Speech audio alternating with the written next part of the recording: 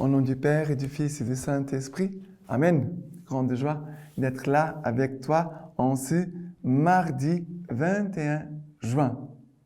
Et je te rappelle de ne pas oublier de dire là que tu as aimé la Lectio Divina parce que c'est très important pour aussi faire connaître la Lectio Divina pour d'autres personnes dans le monde. Ok? N'oublie pas. Et nous célébrons aujourd'hui Saint Louis Gonzague. Mais avant de parler de lui, nous allons déjà tout de suite vers la première lecture. Deuxième livre des Rois, chapitre 19, à partir du verset 9. De nouveau, Sennacherib envoya des messagers à Ézéchias pour lui dire: vous parlerez ainsi à Ézéchias, roi de Juda, que ton Dieu, en qui tu t'y confies, ne t'abuse pas en disant: Jérusalem ne sera pas livrée en main du roi d'Assyrie. Tu as appris ce que les rois d'Assyrie ont fait à tous les pays, le vouant à l'anathème, et toi, tu serais délivré. Ézéchias prit la lettre des mains des messagers et la lut. Puis il monta au temple du Seigneur et la déplia devant le Seigneur. Et Ézéchias fit cette prière en présence du Seigneur. Seigneur Dieu d'Israël, qui siège sur les chérubins, c'est toi qui es seul Dieu de tous les royaumes de la terre. C'est toi qui as fait le ciel et la terre. Prête l'oreille, Seigneur, et entends, ouvre les yeux, Seigneur, et vois. Entends les paroles de Sennacherib, qui a envoyé dire des insultes au Dieu vivant.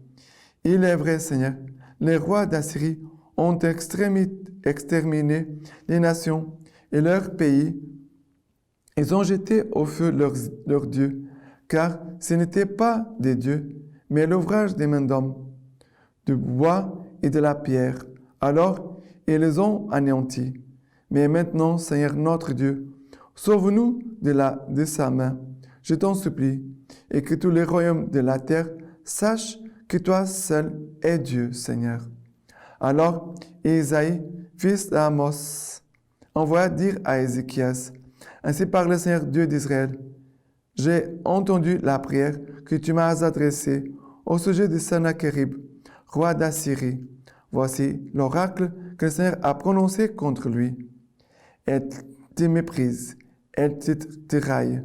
La Vierge, fille de Sion, elle hoche la tête après toi, la fille de Jérusalem. Alors, nous avons vu d'autres rois les autres jours, des rois infidèles, qui ont mis leur confiance en eux-mêmes et aussi en d'autres dieux, faux dieux et des idoles. Et aujourd'hui, nous voyons un roi juste, Ézéchias. Devant une menace, devant un danger, qu'est-ce qu'il fait? Qu'est-ce qu'il fait, le roi? Il dit: Ézéchias prit la lettre des mains des messagers et la lut. Puis, il monta au temple du Seigneur et la déplia devant le Seigneur. Qu'est-ce qu'Ézéchias fait? Il a lu la lettre, il va devant le Seigneur, devant le tabernacle, et il va la montrer au Seigneur.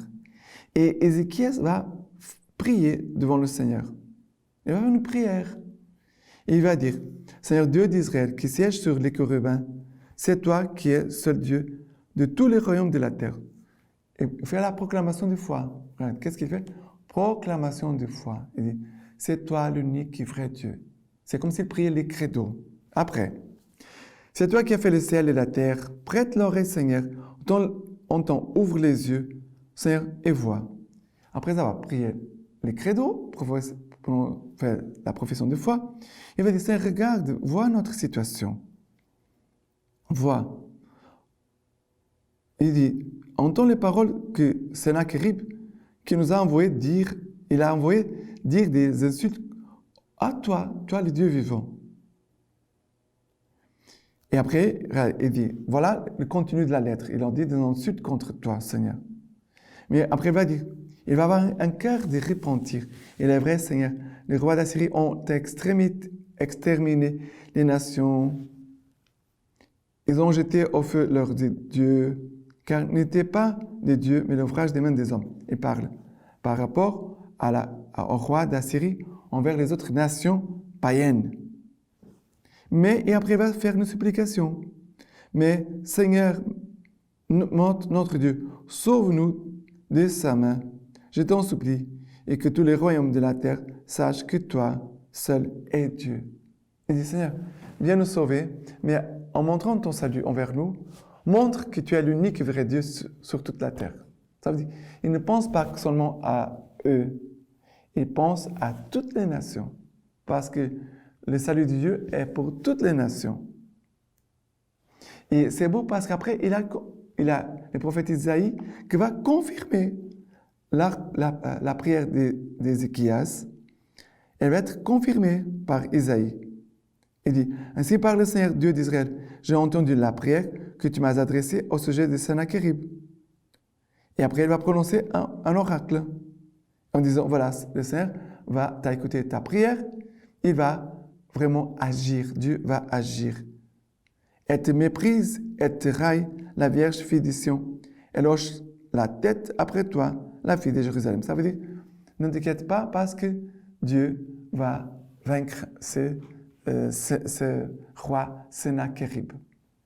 Voilà un chemin vraiment de foi et de conversion et de sanctification. Maintenant, le psaume d'aujourd'hui, c'est le psaume 48. Grand Seigneur et louable hautement, dans la ville de notre Dieu, le mont sacré superbe d'élan, joie de toute la terre, le mont Sion, cœur de l'Aquilon, cité de grand roi, Dieu du milieu de ses palais, s'est révélé citadelle.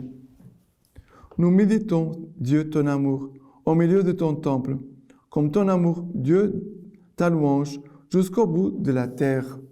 Ta droite est remplie de justice. Et ici, il dit, nous méditons, Dieu, ton amour, au milieu de ton temple.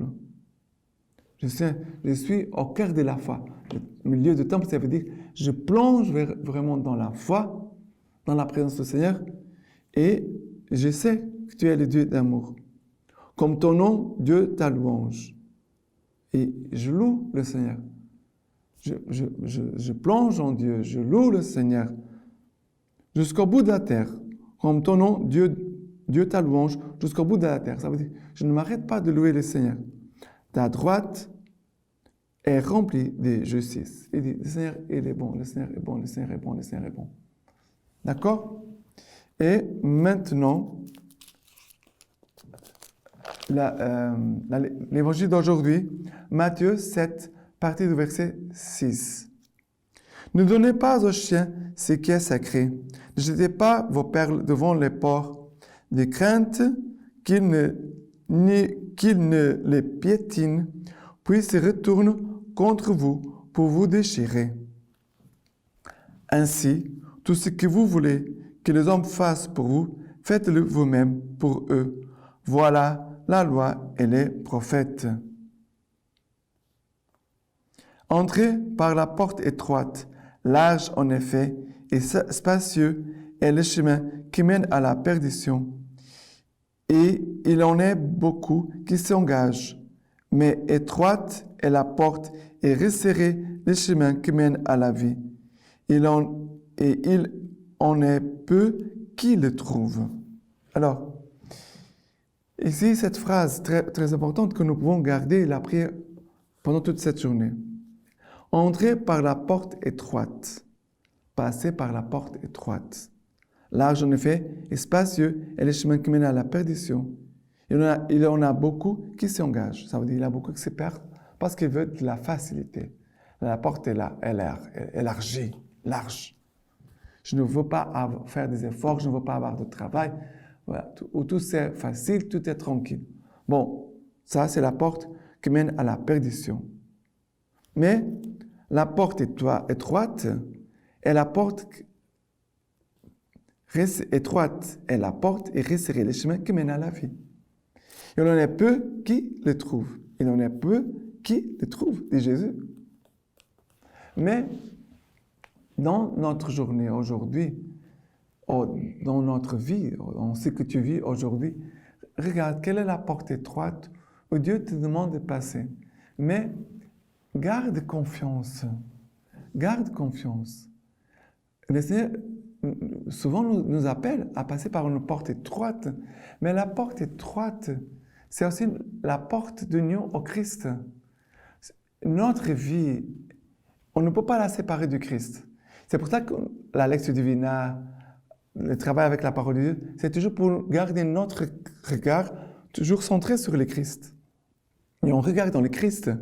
Jésus qui nous montre comment nous devons vivre. Et ça veut dire que Jésus a passé par plusieurs portes étroites, beaucoup de portes étroites pendant toute sa vie ici-bas. Et Jésus nous invite aussi à passer par la porte étroite pour pouvoir le suivre, pour être ses disciples, mais en même temps pour avoir une vie unie à celle de Jésus. D'accord? Et maintenant, la lecture patristique d'aujourd'hui de Saint Louis de Gonzague. Saint Louis de Gonzague. Louis de Gonzague mourut à 23 ans pour avoir pris un pestiféré sur ses épaules. C'était le couronnement d'une vie qui, du château de Castiglione au noviciat des Jésuites de Rome, s'était déroulée toute droite. Mais cette rectitude avait été acquise au prix d'un effort héroïque de maîtrise de soi par fidélité au plus haut amour. J'implore pour vous, Madame, la grâce et la consolation constante du Saint-Esprit. Il écrit des paroles de Saint Louis de Gonzague à sa maman. Sans doute, lorsqu'on m'a remis votre lettre, j'étais encore dans cette région des morts. Mais maintenant, eh bien, il faut aspirer au ciel pour que nous puissions louer le Dieu éternel sur la terre des vivants. J'espérais depuis longtemps que j'accomplirais ce voyage plus tôt.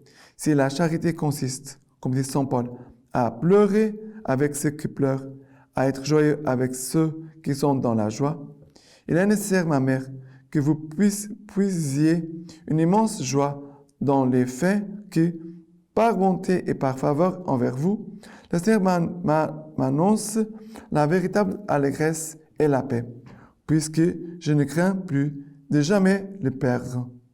Je vous l'avouerai lorsque je médite sur la bonté divine, comparable à la mer qui est son fond et son rivage. Mon âme tombe dans un abîme, engloutie dans une telle immensité. Elle me paraît s'égarer et ne savoir que répondre. Comment? Le Seigneur, après un travail si bref et si mince, m'invite à éternel repos. Du ciel, il m'appelle à la félicité infinie que j'ai recherchée avant tant de négligence. Il veut récompenser les larmes que j'ai versées avec tant de parcimoine. Pensez toujours, Madame, et prenez garde d'offenser cette bonté infinie de Dieu. C'est ce qui arriverait si vous pleuriez comme un mort, celui qui va vivre en présence de Dieu et qui, par sa prière, vous aidera beaucoup, beaucoup plus dans vos affaires qu'il ne le ferait en cette vie. Et maintenant, je vous laisse la bénédiction par les mains toutes pures de la Vierge Marie. Que Dieu Tout-Puissant vous bénisse et vous garde, le Père, le Fils et le Saint-Esprit. Amen.